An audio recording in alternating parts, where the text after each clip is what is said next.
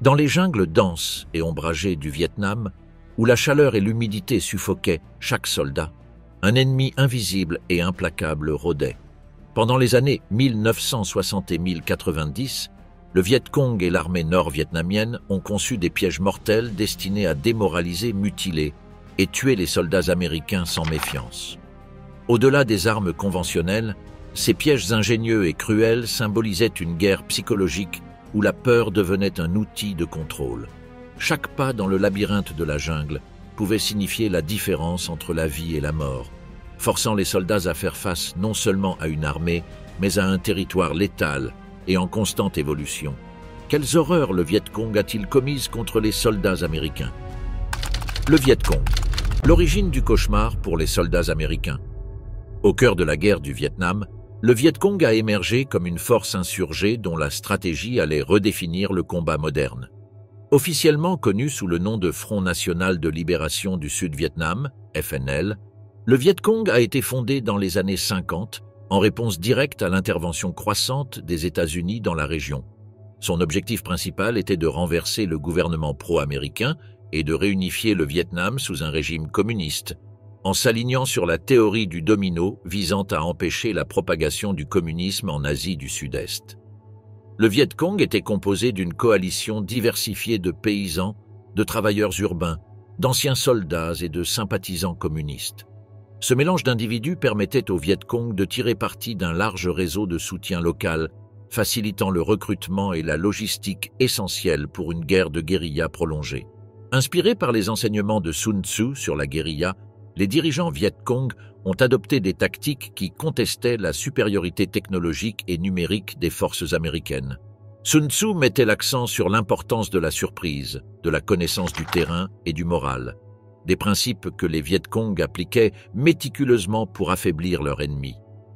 Au début, le Viet Cong faisait face à un désavantage considérable face à l'armée américaine, qui disposait de technologies avancées, d'une puissance aérienne inégalée et d'un arsenal massif. Les forces américaines, bien équipées et hautement entraînées, semblaient avoir tous les avantages en matière de capacité de combat conventionnelle. Cependant, le Viet Cong comprenait que l'affrontement direct serait insoutenable. Ils ont donc opté pour une guerre d'usure. Ils utilisaient des embuscades stratégiques, des sabotages et des attaques surprises pour épuiser les troupes américaines, évitant les engagements directs qui pourraient entraîner des défaites décisives. La stratégie du Viet Cong reposait sur l'affaiblissement du moral des troupes américaines et la prolongation du conflit jusqu'à ce que l'opinion publique aux États-Unis se retourne contre la guerre. Cette approche était en accord avec les principes de Sun Tzu, visant à gagner sans combattre et à épuiser l'ennemi par des tactiques indirectes. Le Viet Cong utilisait sa connaissance approfondie du terrain et sa capacité à se fondre dans la population locale pour échapper aux forces américaines, maintenant une présence constante et défiant la supériorité militaire de l'adversaire. Au fur et à mesure de la guerre, le Viet Cong a démontré une remarquable capacité à s'adapter aux tactiques et technologies américaines. L'escalade des frappes aériennes et l'utilisation de technologies avancées par les États-Unis ont forcé le Viet Cong à innover en permanence ses méthodes de combat. Ils ont adopté des tactiques de mobilité rapide et se sont concentrés sur la flexibilité opérationnelle, permettant aux forces insurgées de réagir rapidement aux mouvements ennemis et d'exploiter toute faiblesse dans les lignes américaines. De plus, le Viet Cong a renforcé ses réseaux de renseignement et de contre-renseignement, utilisant les informations provenant de la population locale pour anticiper et contrer les opérations américaines. La création de cellules décentralisées a permis une communication efficace et une réponse rapide aux menaces, gardant ainsi le Viet Cong un pas en avant sur le champ de bataille. Cette structure organisationnelle décentralisée rendait également difficile pour les forces américaines d'identifier et de démanteler le réseau insurgé, prolongeant ainsi le conflit. Le leadership au sein du Viet Cong a également été un facteur crucial dans leur capacité à s'adapter. Des leaders comme Von Nguyen Giap ont combiné des stratégies militaires avec une profonde compréhension de la psychologie de la guerre, motivant les troupes et maintenant une cohésion interne qui renforçait leur résistance face aux forces américaines. Giap, avec son approche pragmatique et sa capacité à inspirer les guerrilleros, a assuré que le Viet Cong puisse faire évoluer ses tactiques et maintenir son efficacité opérationnelle tout au long du conflit. Les tunnels de Cu Chi, la forteresse souterraine du Viet Cong. Pendant la guerre du Vietnam, les tunnels de Cu Chi ont joué un rôle central dans les tactiques de guérilla utilisées par le Viet Cong. Ce vaste réseau souterrain, qui s'étendait sur plus de 250 km, permettait aux combattants vietnamiens de défier efficacement la supériorité militaire des forces américaines et sud-vietnamiennes. Construits entre les années 1940 et 1960, les tunnels reliaient des zones stratégiques, des banlieues de Saigon jusqu'à la frontière cambodgienne, servant de base secrète pour les opérations de combat, le transport de ravitaillement et surtout comme abri où les guérilleros pouvaient échapper à la capture. La construction de ces tunnels témoignait de l'ingéniosité et de la détermination du Viet Cong. En utilisant des outils de base et des techniques d'excavation manuelle, les guérilleros travaillaient dans des conditions extrêmement difficiles, affrontant la chaleur, l'humidité et le risque constant d'effondrement. Les tunnels étaient conçus pour être aussi discrets que possible, avec des entrées camouflées sous des tas de terre ou cachées dans une végétation dense, les rendant difficiles à détecter pour les forces ennemies. La vie dans les tunnels de Cu Chi n'était pas facile. Les espaces étaient étroits et sombres, avec une ventilation insuffisante rendant l'air épais et difficile à respirer. Malgré ces conditions adverses, les tunnels étaient équipés de facilités essentielles, permettant aux guérilleros de vivre et d'opérer pendant de longues périodes sans avoir à refaire surface. Des chambres de fortune, des cuisines rudimentaires, des espaces de réunion et même de petits hôpitaux souterrains étaient aménagés pour permettre aux combattants de rester opérationnels et de soigner les blessés sans se mettre en danger face aux menaces extérieures. Un des aspects les plus notables des tunnels de Cu Chi était leur complexité et leur multifonctionnalité. Le réseau de tunnels servait non seulement d'abri, mais aussi de centre logistique et opérationnel. Dans ces espaces souterrains, les guérilleros pouvaient planifier des attaques, stocker des armes et des fournitures, et coordonner des mouvements stratégiques sans être détectés. Cette infrastructure souterraine permettait au Viet Cong de maintenir une présence constante et de mener des opérations efficacement, malgré la pression militaire intense des États-Unis. La stratégie derrière les tunnels de Cu Chi reflétait une profonde compréhension des tactiques de guérilla et une adaptation ingénieuse aux circonstances du conflit. En utilisant ces tunnels, le Viet Cong pouvait se déplacer rapidement entre différentes zones, éviter les confrontations directes et minimiser les pertes humaines. De plus, les tunnels offraient un niveau de sécurité qui permettait aux guérilleros de se remettre de blessures, de se réapprovisionner et de se réorganiser sans la menace constante des attaques aériennes ou terrestres. La capacité des tunnels de Cu Chi à protéger les guérilleros et à faciliter les opérations logistiques était cruciale pour la durabilité de l'insurrection. Malgré leur technologie de reconnaissance et de recherche avancée, les forces américaines ont eu énormément de difficultés à localiser et détruire l'ensemble du réseau de tunnels. L'adaptabilité et la connaissance du terrain du Viet Cong leur permettaient de reconstruire et d'étendre les tunnels même après les tentatives d'éradication, conservant ainsi un avantage stratégique considérable tout au long du conflit. Les mines terrestres, le danger caché du Viet Cong. Pendant la guerre du Vietnam, les pièges et les mines terrestres sont devenus des outils essentiels dans l'arsenal du Viet Cong, leur permettant de contrer la supériorité militaire des États-Unis et du Sud-Vietnam. Ces armes représentaient non seulement une menace physique, mais elles étaient aussi des instruments de guerre psychologique destinés à instiller la peur et à démoraliser les troupes ennemies.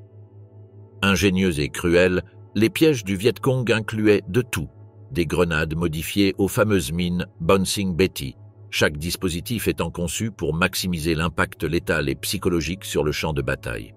La mine Bouncing Betty, techniquement connue sous le nom de mine S, était particulièrement létale en raison de sa capacité à se soulever dans les airs avant d'exploser, dispersant des éclats à une hauteur dévastatrice.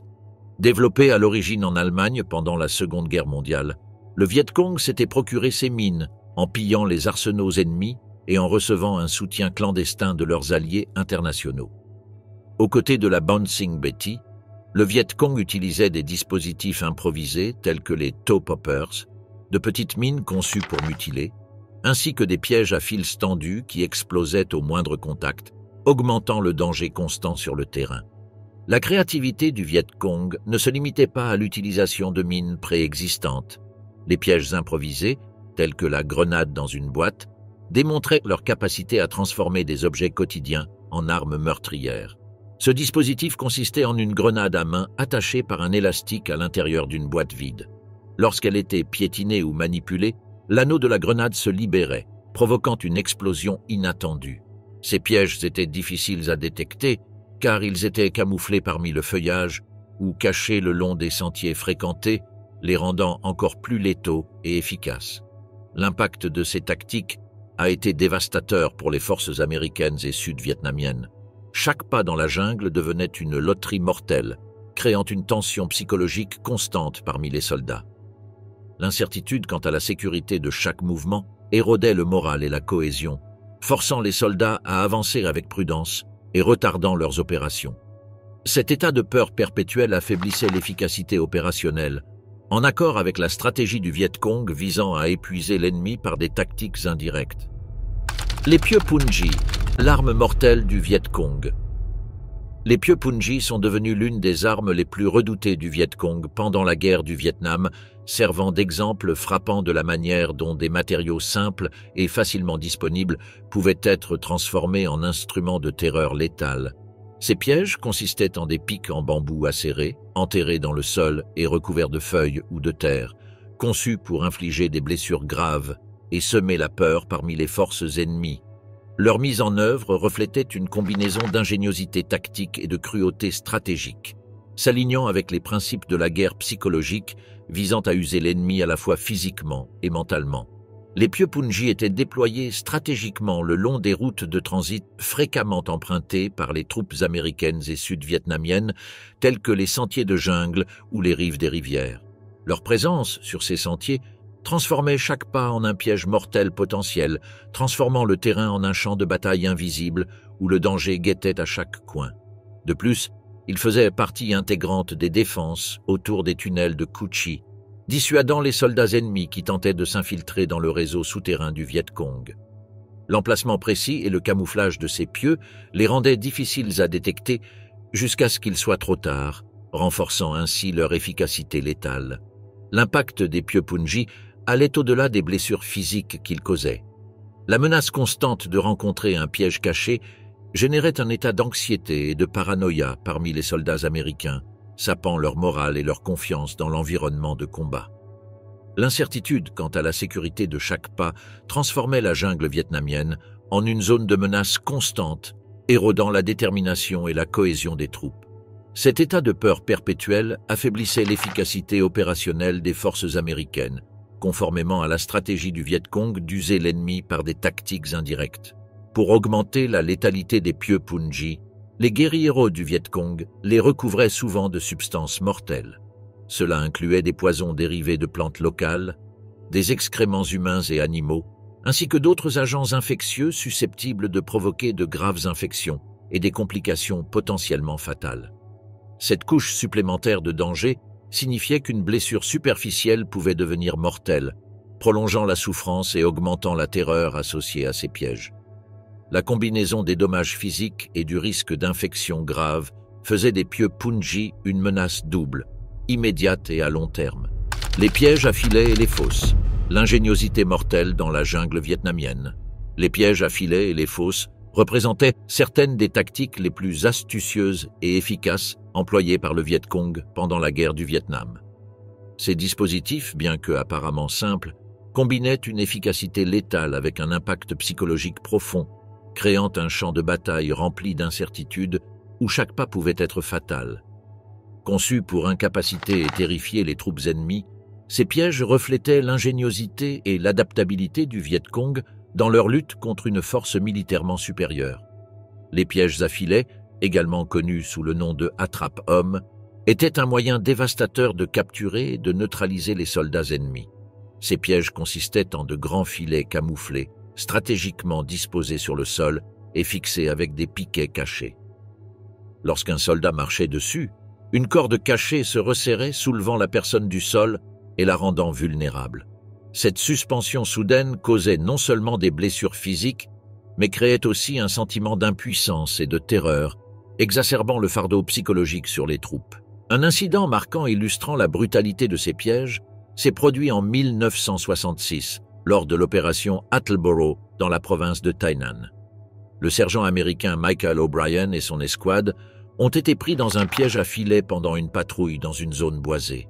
Soudain, je me suis retrouvé soulevé dans les airs, suspendu à un arbre, ne sachant pas ce qui se passait, a raconté O'Brien.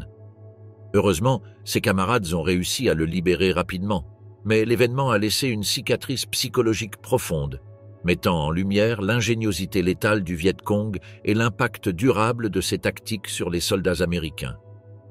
En plus des pièges à filet, le Viet Cong utilisait également des pièges à fosses conçus pour faire tomber les soldats dans des fosses ou des structures cachées.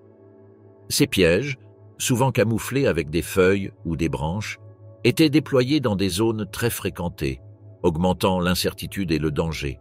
Les soldats ne savaient jamais quand ils pourraient tomber dans un piège, rendant encore plus terrifiant le fait de se déplacer dans un territoire hostile. Ces pièges à fosses causaient non seulement des pertes directes, mais perturbaient aussi les lignes d'approvisionnement et les opérations militaires, ralentissant l'avancée des troupes américaines. L'ingéniosité des pièges à filets et à fosses du Viet Cong résidait dans leur capacité à exploiter l'environnement et la prévisibilité des tactiques ennemies. En camouflant ces pièges dans le terrain naturel, le Viet Cong maximisait leur efficacité sans nécessiter d'efforts significatifs dans leur mise en œuvre. La combinaison d'éléments physiques et psychologiques faisait de ces pièges une menace constante, obligeant les troupes américaines à avancer avec une extrême prudence et ralentissant leurs opérations. Les pièges à fils, menaces invisibles dans la jungle. L'une des tactiques les plus meurtrières et furtives utilisées par le Viet Cong pendant la guerre du Vietnam était celle des pièges à fils, des dispositifs létaux qui transformaient les jungles denses en un champ de mines de terreur et de mort. Profitant de la simplicité des matériaux disponibles et de la complexité du terrain jungle, le Viet Cong déployait des pièges tels que les pièges à ressort et les pièges à glissement, conçus pour causer des blessures dévastatrices et créer une atmosphère constante de peur et d'incertitude. Les pièges à ressort, également appelés pièges à fouet, étaient extrêmement létaux et efficaces. Construits avec un fil tendu et reliés à des objets tranchants comme des crochets métalliques ou des pointes, ces pièges fonctionnaient grâce à un mécanisme simple mais très efficace. Lorsqu'un fil caché était déclenché, l'objet pointu se libérait avec suffisamment de force pour transpercer la chair, causant des blessures graves ou même une mort instantanée. Placer ces pièges sur les chemins empruntés par les troupes américaines et sud-vietnamiennes transformait chaque pas en un piège mortel potentiel. Un incident vécu par le soldat James O'Neill en 1966 illustre la brutalité de ces pièges. Lors d'une patrouille dans la province de Binh Duong, O'Neill a déclenché involontairement un piège à ressort. Je n'ai pas vu le fil avant qu'il ne soit trop tard. Soudain, j'ai ressenti une douleur intense dans ma jambe et j'ai regardé pour voir un crochet métallique profondément enfoncé dans mon mollet, se souvient O'Neill. Incapable de marcher en raison de la gravité de la blessure, il a été évacué par ses camarades, mais son expérience souligne la létalité et l'impact psychologique de ces pièges. En plus des pièges à ressort, le Viet Cong utilisait également des pièges à glissement et des fils de détonation qui causaient des dommages physiques et avaient un impact psychologique profond. La menace constante de tomber dans un piège à fil créait un état permanent d'anxiété parmi les troupes qui avançaient avec une extrême prudence et méfiance. Cette incertitude affaiblissait le moral et la cohésion, réduisant leur efficacité opérationnelle et ralentissant leur mission. L'ingéniosité des pièges à fils du Viet Cong résidait dans leur capacité à exploiter l'environnement et la prévisibilité des tactiques ennemies. Camouflés parmi le feuillage ou cachés sur des chemins fréquemment empruntés, ces pièges étaient difficiles à détecter jusqu'à ce qu'il soit trop tard, augmentant ainsi leur efficacité létale. La combinaison d'éléments physiques et psychologiques faisait de ces pièges une menace constante, obligeant les troupes américaines à avancer avec une extrême prudence et ralentissant leurs opérations. Terreur biologique, créatures venimeuses et sabotage du Viet Cong. Le Viet Cong a démontré une maîtrise de la guerre psychologique en employant non seulement des pièges physiques, mais aussi des créatures venimeuses et des tactiques de sabotage pour semer la panique et déstabiliser le moral des forces ennemies. Cette combinaison de méthodes ingénieuses et de cruauté stratégique transformait la jungle vietnamienne en un environnement constant de peur pour les soldats américains et sud-vietnamiens. Les serpents venimeux, tels que les cobras et les vipères, étaient utilisés stratégiquement par le Viet Cong. Placés dans des sacs à dos, cachés dans des pièges ou dans des zones de repos, ces créatures dangereuses représentaient une menace constante. Le but était de créer une terreur psychologique qui minait le moral des troupes, qui craignaient non seulement les tirs ennemis, mais aussi les rencontres imprévues avec des animaux mortels. Cette forme de sabotage causait non seulement des pertes physiques, mais affectait profondément l'état mental des combattants. Un incident notable s'est produit en 1967 lorsque le caporal John Harker, un marine américain, a été mordu par un cobra venimeux lors d'une patrouille dans la province de Quang Thai. J'ai ressenti une douleur aiguë dans mon bras et j'ai vu le serpent disparaître de ma vue. En quelques minutes, tout mon bras s'est engourdi et je pouvais à peine le bouger, se souvient Harker. Grâce à l'intervention rapide de son équipe, qui a appliqué un garrot et demandé une évacuation médicale, Harker a survécu à l'attaque. Cependant, cet événement a laissé une marque psychologique profonde sur lui et ses camarades, augmentant la paranoïa et un sentiment de vulnérabilité parmi les troupes. En plus des créatures venimeuses, le Viet Cong mettait en œuvre des tactiques de sabotage, notamment en empoisonnant les réserves de nourriture et d'eau. Les guérilleros placèrent du poison dans les puits d'eau ou la nourriture destinée aux soldats, créant une atmosphère de méfiance constante. Cette stratégie causait non seulement des torts physiques, mais favorisait également un sentiment de paranoïa, affaiblissant la cohésion et l'efficacité opérationnelle des troupes américaines et sud-vietnamiennes. Captivité brutale, l'horreur d'être prisonnier du Viet Cong. Être capturé par les forces nord-vietnamiennes pendant la guerre du Vietnam représentait l'un des pires destins pour les soldats américains. Sans déclaration de guerre formelle, les prisonniers de guerre, POW, étaient perçus comme des envahisseurs étrangers, justifiant ainsi la brutalité dont ils faisaient de l'objet. Les Viet Cong utilisaient des châtiments physiques sévères, non seulement comme méthode de coercition pour obtenir des informations militaires, mais aussi pour forcer des aveux de crimes de guerre présumés. Les méthodes de torture comprenaient l'attachement des bras ou des jambes des prisonniers avec des cordes jusqu'à ce qu'ils soient disloqués, les maintenus avec les pieds enchaînés dans des fers pendant des semaines, et des passages à tabac extrêmes menant souvent à la mort du prisonnier. Ces pratiques impitoyables étaient destinées à briser la résistance physique et psychologique des soldats américains, les laissant dans un état constant de désespoir. L'un des cas les plus emblématiques est celui du célèbre prisonnier de guerre John McCain.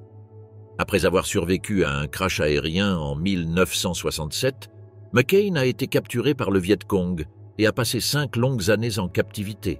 Son temps en tant que prisonnier fut marqué par un traitement brutal et une torture constante. Initialement, il fut soigné par des chirurgiens vietnamiens qui causèrent des dommages irréparables à sa jambe, lui laissant des séquelles nerveuses graves. Après une récupération partielle, McCain fut soumis à des punitions physiques toutes les 2 heures pendant 4 jours consécutifs. Ce régime de torture brisa son bras gauche et fractura ses côtes, laissant des cicatrices visibles et profondes, à la fois physiques et psychologiques. L'expérience de McCain n'était pas unique. De nombreux soldats américains ont vécu des situations similaires, où la brutalité de leurs captors visait non seulement à infliger de la douleur physique, mais aussi à détruire leur volonté de résister. Les conditions inhumaines dans les camps de prisonniers comprenaient une privation extrême, l'absence de soins médicaux appropriés et la menace constante de violence, exacerbant ainsi le traumatisme psychologique des soldats. La guerre psychologique menée par le Viet Cong a eu un impact durable sur les prisonniers. La peur constante de nouvelles tortures et l'incertitude sur leur sort final ont créé des niveaux élevés de stress post-traumatique. McCain, par exemple, a montré des signes évidents de traumatisme au cours de sa carrière politique ultérieure, y compris des difficultés physiques comme une claudication due à une chirurgie inadéquate et une mobilité limitée dans ses bras, reflétant la souffrance qu'il a endurée pendant sa captivité. L'héritage de ces abus a également influencé la perception publique de la guerre du Vietnam aux États-Unis. Les histoires de prisonniers maltraités et torturés ont alimenté un mécontentement croissant et une opposition à la guerre, contribuant à un changement d'opinion publique et finalement au retrait américain du conflit. En plus des dommages physiques, la brutalité des Nord-Vietnamiens a laissé des cicatrices émotionnelles profondes sur les soldats. L'exposition constante à la violence et l'incapacité de reconnaître leurs capteurs comme des êtres humains complexes ont exacerbé le traumatisme psychologique, amenant beaucoup à développer des troubles de stress post-traumatique, TSPT, et d'autres problèmes de santé mentale qui ont persisté bien après la fin de la guerre. Les histoires de soldats comme John McCain sont de puissants témoignages de la résilience humaine face à une adversité extrême. Malgré la souffrance et les blessures, McCain est devenu un symbole de persévérance et d'engagement, une figure de proue de la politique américaine, plaidant pour la réconciliation et la compréhension entre les nations. Son expérience personnelle met en lumière l'ampleur de la douleur et de l'injustice que de nombreux prisonniers de guerre ont enduré pendant le conflit. En conclusion, le traitement brutal des prisonniers américains par le Viet Cong a non seulement infligé des dommages physiques dévastateurs, mais aussi laissé des cicatrices psychologiques profondes qui ont affecté les soldats tout au long de leur vie. Ces tactiques de torture et de mauvais traitement reflètent une stratégie de guerre psychologique conçue pour affaiblir l'ennemi de l'intérieur, laissant un héritage de traumatisme et de souffrance qui résonne dans la mémoire collective de la guerre du Vietnam. Blessures invisibles, l'impact psychologique de la guerre. La guerre psychologique est le pivot central du conflit vietnamien, où les forces américaines affrontaient non seulement un ennemi tangible, mais aussi une menace intangible qui pénétrait profondément dans l'esprit des soldats. Le Viet Cong, avec sa nature invisible et insaisissable, transformait chaque jour de combat en une lutte contre l'inconnu. Ne possédant pas de visage visible et se mêlant indistinctement avec les civils innocents, l'ennemi devenait une présence constante de peur et de paranoïa. Au milieu de la dense jungle vietnamienne, les soldats américains faisaient face à un risque constant de tomber dans des pièges explosifs sans avertissement. Ces pièges, conçus pour infliger des blessures graves ou la mort, créaient un sentiment d'insécurité perpétuelle. L'incertitude quant à la proximité d'un piège létal érodait le moral et augmentait le stress, poussant de nombreux soldats à recourir à l'usage de drogue comme mécanisme de défense. Cet environnement de menaces constantes affectait non seulement leur bien-être physique, mais aussi la santé mentale des troupes, laissant des cicatrices qui persisteraient bien après la fin du conflit. Le Viet Cong ne se contentait pas de causer des dommages physiques, mais cherchait également à déstabiliser la force mentale des soldats américains. La propagande jouait un rôle crucial dans cette stratégie. Les guérilleros distribuaient des affiches saisissantes mettant en scène des symboles nationaux tels que la fleur de lotus, combinée à des images d'avions américains détruits et de la figure de Ho Chi Minh. Ces affiches colorées et vibrantes étaient diffusées dans des zones stratégiques, créant un récit qui perturbait les troupes en rendant difficile la distinction entre les combattants du FLN et les civils ordinaires. Cette indistinction générait un sentiment constant de menace, où tout mouvement pouvait déclencher une embuscade mortelle. La méfiance infiltrait les rangs américains, chaque soldat devant rester vigilant non seulement face à l'ennemi visible, mais aussi à la possibilité qu'un civil soit membre du Viet Cong. Cette dualité augmentait la tension et la peur, entravant la cohésion et l'efficacité opérationnelle des troupes.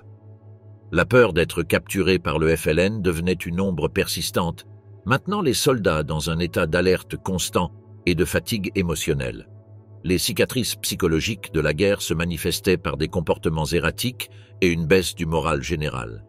Les histoires de soldats ayant perdu leur santé mentale en raison du stress extrême et de la peur constante étaient fréquentes, illustrant l'impact dévastateur de la guerre psychologique. L'incapacité de distinguer les amis des ennemis, la suspicion constante et la peur de l'inconnu érodaient la confiance et la résilience des troupes, affaiblissant leur capacité à se battre efficacement.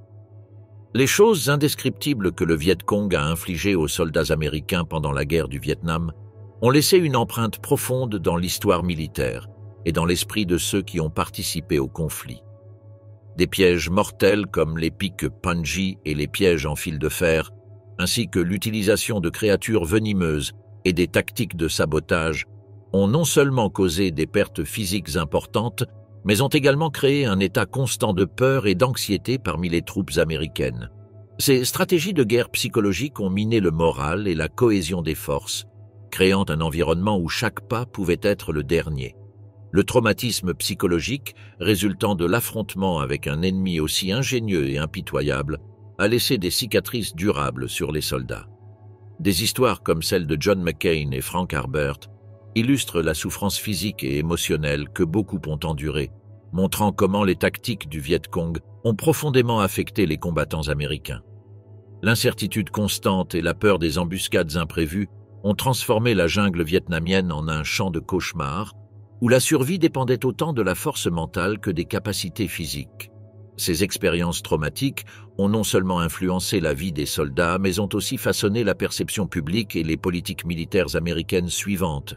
Les tactiques implacables du Viet Cong ont démontré une compréhension avancée de la guerre de guérilla et une capacité exceptionnelle à s'adapter et à surmonter les adversités, laissant des leçons cruciales sur la nature des conflits asymétriques.